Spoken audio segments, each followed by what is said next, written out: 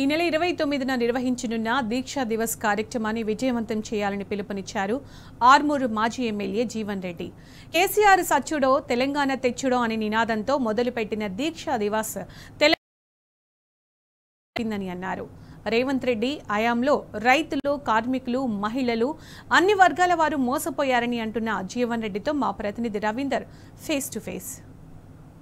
మాజీ ఎమ్మెల్యే నిజామాబాద్ జిల్లా BRS party అధ్యక్షుడు జీవన్ రెడ్డి సారథ్యంలో బీఆర్ఎస్ దీక్షా దివస్ సంబంధించినటువంటి కార్యక్రమం చేపట్టున్నారు. చెప్పండి, దాదాపుగా రాష్ట్రంలో ఒక వాతావరణం అయితే క్రియేట్ అయింది.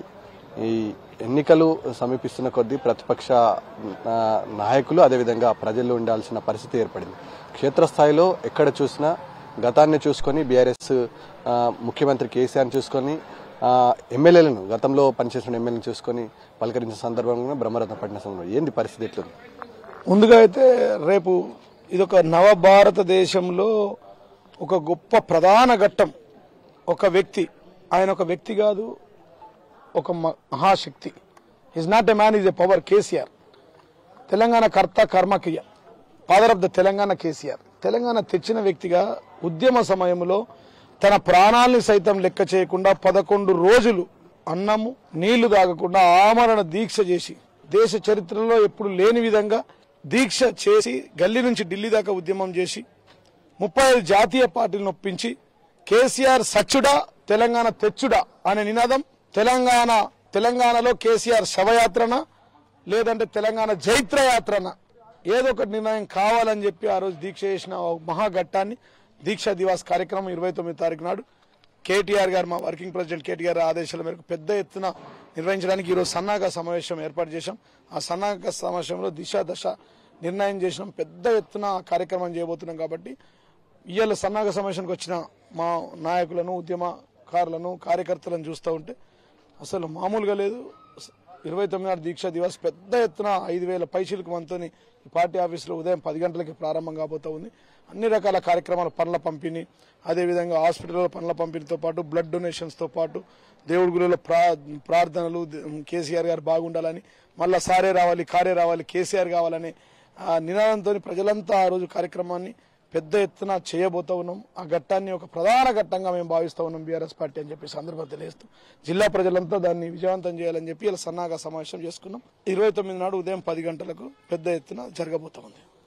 స్థానిక సంస్థల ఎన్నికలు రాబోతున్నాయి. ఈ నేపథ్యంలో ఇప్పటికే ప్రతిపక్ష పార్టీగా ఉన్నటువంటి బీఆర్ఎస్ పార్టీకి ప్రజల నుంచి అద్భుతమైన ఫీడ్బ్యాక్ ఉంది. అన్ని వర్గాలు మోసపోయి గోసపడుతున్నారు. సర్పంచ్ ఎన్నికలు సింబల్ మీద జరగకుండా వ్యక్తిగతంగా మీద జరగదు. అయినా బీఆర్ఎస్ పార్టీకి అండదండలతో పోటీ చేస్తామని ఇప్పటికీ గ్రామీణ ప్రాంతంలో పెద్ద ఎత్తున వచ్చి ప్రతి మాజీ ఎమ్మెల్యేలు కలుస్తుంది. ఏంది పరిస్థితి? ఇంత కాంపిటీషన్ ఎందుకు వచ్చింది? ఇక్కడ చూసినా గానీ సారు కారు కేసీఆర్ తో పాటు ఎలక్షన్ ఏదైనా సెలక్షన్ కేసీఆర్ అంటున్నారు. ఎలక్షన్ ఏదైనా సెలక్షన్ కేసీఆర్ అంటారు. War one side local body election లో వార్ వన్ సైడ్ కాబోతా ఉంది.